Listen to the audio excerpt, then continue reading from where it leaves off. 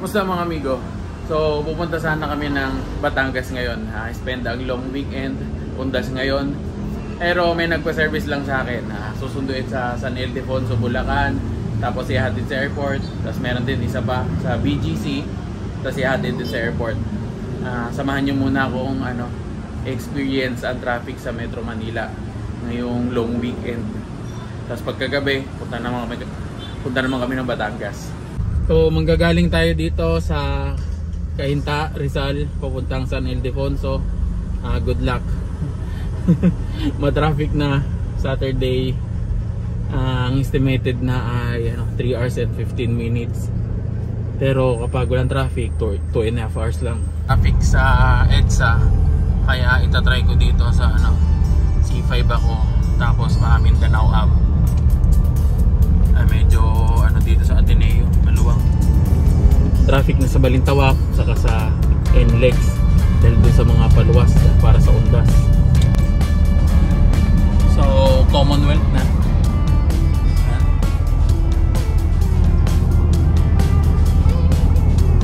Try ko makipagsapalaran dito sa Mindanao Ave, tapos papasok ng NLEX.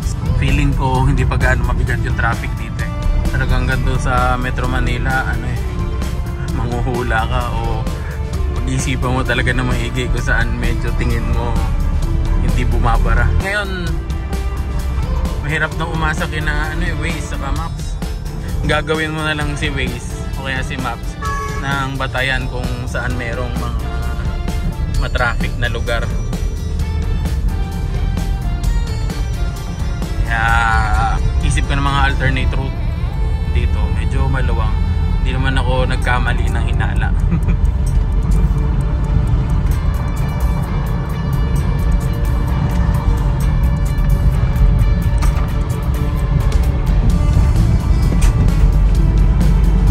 May experience din. Ipapakita ko sa inyo yung buhay traffic sa Metro Manila. Pa long weekend, pa holiday, halos lahat pauwi ng probinsya, palabas ng Metro Manila. Grabe ang traffic. Ilan na ang cash kapag holiday napila. Keep right at the fork. Barado na nga.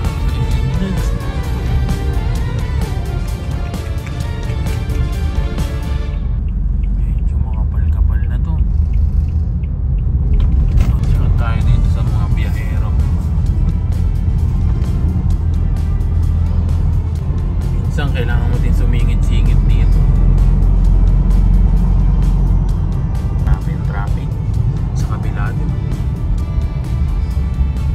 Expected naman to, baka hanggang mamayang gabi pa to, madaling araw, dahil nga sa long weekend. Bilis-bilis na yung flow ng traffic dito sa Bukawi, Bulacan. Ito din isa sa kinagusto ko sa highways.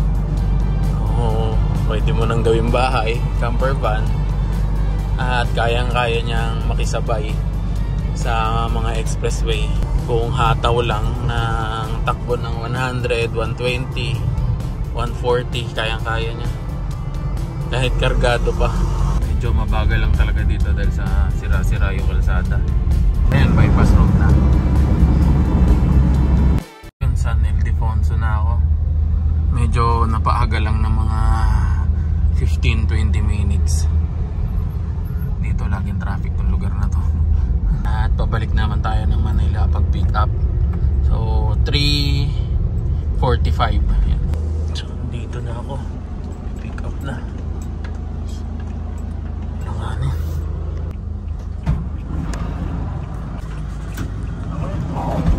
Okay po.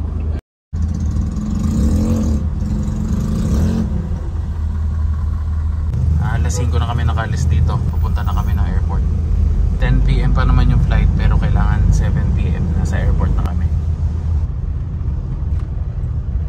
Ginabi na kami makapasok sa NLEX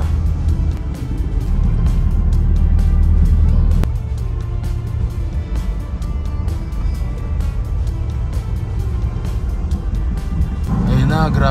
traffic sa kabila, mga palabas sa Metro Manila. Grabe, nag-aalisan lahat sa Metro Manila.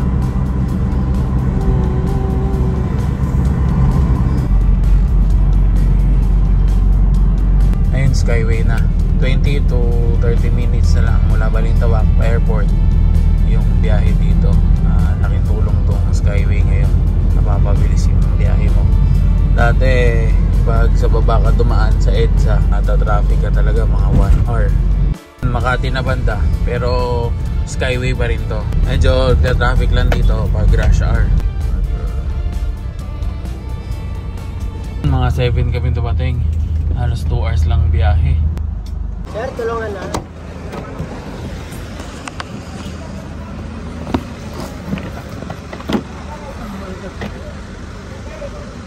Ayun. Okay, 7:20. Drop ko dito sa Terminal 1. So lipat naman ako ng BGC. Traffic. Sana hindi ako malate. 7:30 BGC. Atid din ng airport. So, nagkasabay sila sa isang araw. Oh, ganito Maynila pag holiday. Ano naman to? Ayun, kung nagmamadali ka mula Terminal 1 papuntang Terminal 3, mag Skyway ka na lang. Halos 5 minutes lang nasa Terminal 3 ka na. Kapag sa baba ka dumaan, mga 5 minutes lang din naman pag walang traffic. Ngayon, mga traffic, baka abutan ka ng mga 30 minutes o mas mahigit. Head southeast toward Terminal 3 entrance. In 300 meters, keep left to continue on arrivals and parking access road. Hindi pa kumagat yung maintindihan ako po. Matagalan pa.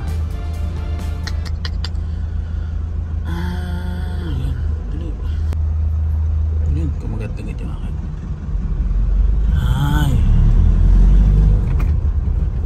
Ganito talaga dito sa Metro Manila. Lagi ka na ipaghabulan sa oras. So mga 15 minutes late na ako sa pag-pick up. Traffic oh. Saan ka magpunta? Yun. Naku po, traffic ang baba.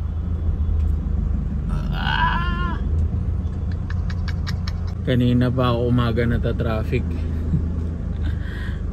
Alas 8 na. Dito ako dumaan sa loob ng Terminal 3 para makaiwas ng traffic sa baba. Discard ka talaga. Isip ko na mga daan. Slide left onto Terminal 3 exit ramp kilometers. BGC na. Malapit lang sa airport tong BGC. Head north on Bonifacio Avenue toward Rizal Drive. Kung tutuusin, 5 minutes to 10 minutes lang tong BGC pa airport. Ngayon traffic, abutin ka ng mga 30 minutes to 1 hour. Buti walang gaano traffic papunta rito. Ayun, nandito na ako. Gumagana yung stoplight pagka ganyan. So, bigayan na lang. Pick up lang.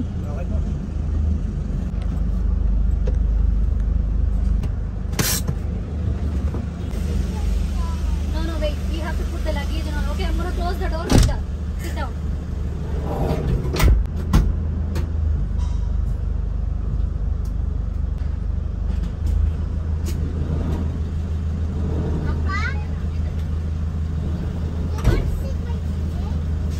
Papa will sit with you.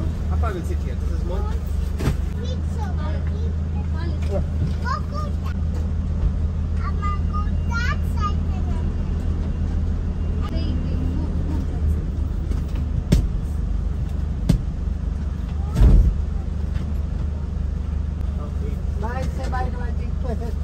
Take care. Just message us if anything, okay? Bye, Lynn. Bye. Bye. See you in November. Huh? Why don't you sit next to Appa at least? Come to Appa. You can also see in the front if you sit here. Yes. I'll see. Okay, sir. Terminal 3. Wait. Oh. Wait. Okay. Oh, sorry. Okay, I'll take. Okay, Terminal 3, Frost. Oh, okay, sir. Terminal 3. Oh, traffic na naman. அவர் எங்களை தாண்டி போறவரை பார்த்து பேச கூட மாட்டேங்கிறாரு. Grabe, 1 hour ang biyahe namin. BGC lang. Airport again.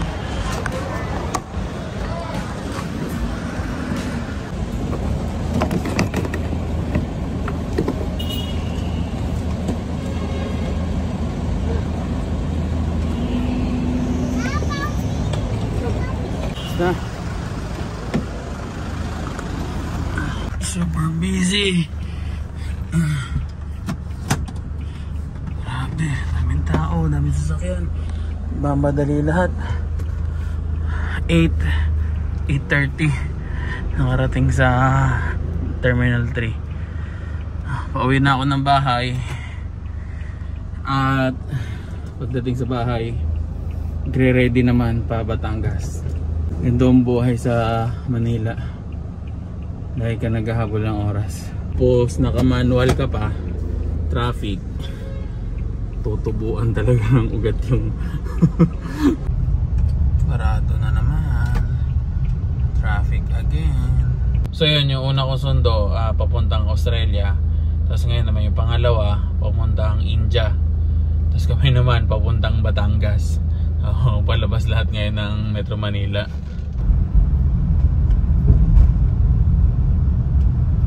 Pasig na. Pasok na tayo ng Pasig. Ginugutom na ako. 9 hours na mahigit ako nagda-drive non-stop. Nakakot naman. Hinakot ng tricycle yung mga gamit. Para may magkano kayo? Nando sa eco bag. Ay, yun ang Hindi. mantika, aso. Yung sapal, muntik pa malimutan.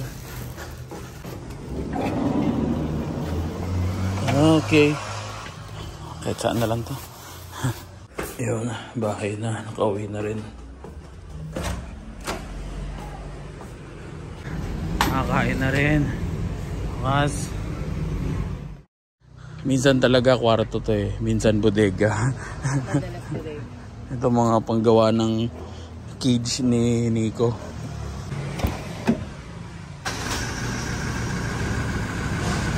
Rolling. Alas 3 na ng madaling araw ngayon. May pa rin tao sa kalsada. Rolling na. Scary noon. Okay, may lamay. Natulog lang ako ng midlap mga 2 hours. Batangas naman tayo. Grabe. Sinadya na rin namin na madaling araw umalis para mahupa yung traffic sa expressway. Kanina grabe yung traffic sa NLEX. Malamang SLEX ganun din.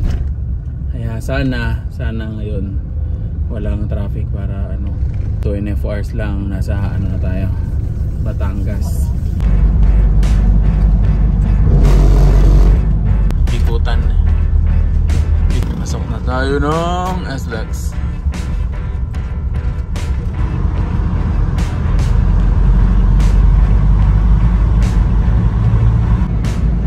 Oh, malinis pa ang SLEX.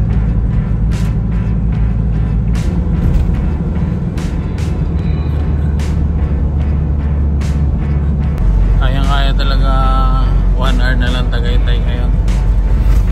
Petix na drive. Mga naka big bike, saglit lang yung Tagaytay breakfast. Tagaytay.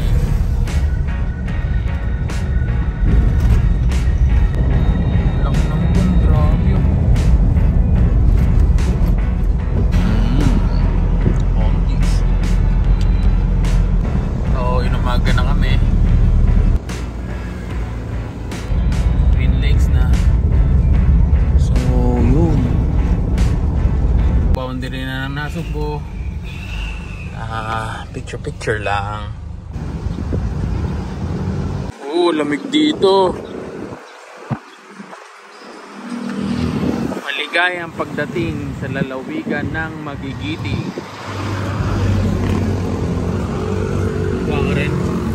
lamig, lamig. Mahigit 10 oras na akong bumabiyahe. Pero nakaidlip naman ng mga 2 hours. Kaya okay lang. Nakapagpahinga.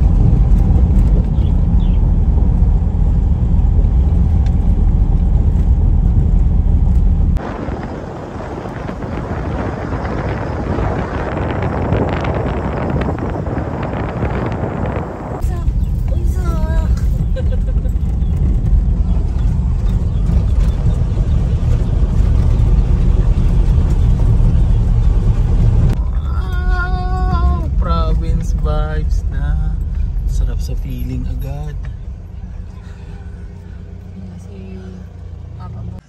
Boom.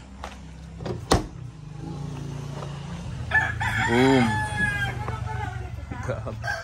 Ha? Isa na lang pala ulit to? Oo nga eh. Pero may tumusuloy naman na ano. Isang suloy. Dito na. Bakit may plano kang umakyat dyan? Buhay pa ba kayo? Iba ba? Ay, nakasilip pa.